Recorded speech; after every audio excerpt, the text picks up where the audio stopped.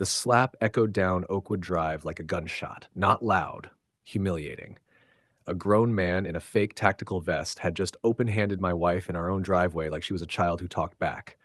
Jade stumbled, clutching her cheek, eyes wide with shock and pain. That's when something ancient and cold took over me. My name is Donovan Iron Wright, Master Sergeant, 75th Ranger Regiment.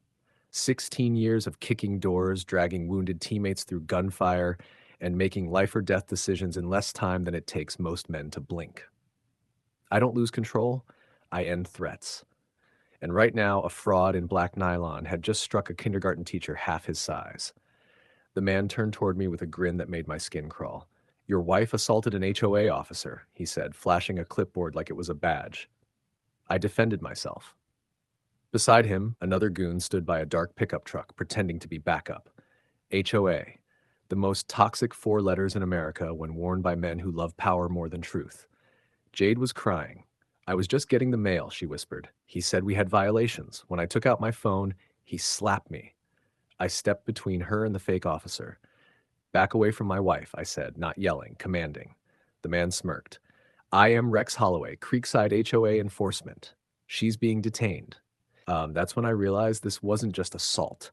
It was a scam wrapped in authority, and they'd chosen the worst possible house on the street. Rex Holloway took one step toward Jade again. That was the moment he signed his own warrant. I pulled out my phone, eyes never leaving him. 911. My wife has just been assaulted by a man impersonating an HOA officer. We're at 27 and 43 Oakwood Drive. I'm active duty Army, 75th Ranger Regiment. The dispatcher's voice changed instantly. "Units are being dispatched, code 3, do not engage unless necessary."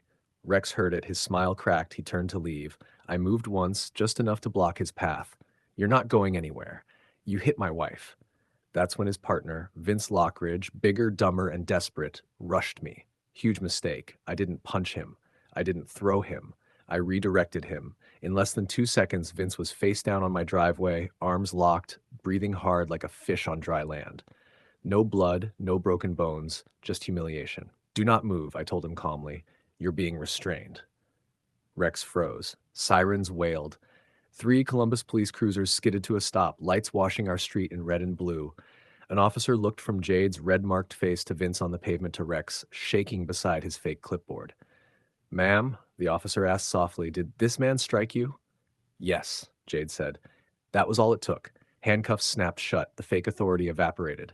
But what Rex didn't know yet was that assaulting a military spouse didn't just bring police, it brought war-level investigation. Quick reminder, if you're hooked by this story, like, share, and subscribe. These real-world justice stories only spread when you do. Rex Holloway thought he was being arrested for one slap. What he didn't know was that he had just punched a hole straight through his own criminal empire. At the station, detectives didn't treat this like a normal assault. The moment they learned Jade was married to an active duty ranger, the case was flagged and escalated. Photos of her bruised cheek were logged. My statement was recorded word for word. Vince's failed charge at me was on body cam. Then the real nightmare for Rex began. Fort Benning's Criminal Investigation Division stepped in. Special Agent Mara Cross didn't ask questions. She dissected lies. Within hours, she discovered that Creekside HOA enforcement didn't exist. No registration, no contracts, no authority.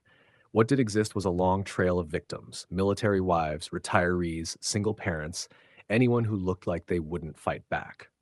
Rex and Vince had been driving neighborhood to neighborhood in fake tactical gear, issuing fake violations, collecting fines, and using fear to keep people quiet. And now their biggest mistake was crystal clear. They hadn't slapped just any woman. They had slapped the wife of a man trained to document, detain, and destroy threats, in that order. Prosecutors stacked charges like bricks: assault, impersonation, fraud, targeting military families.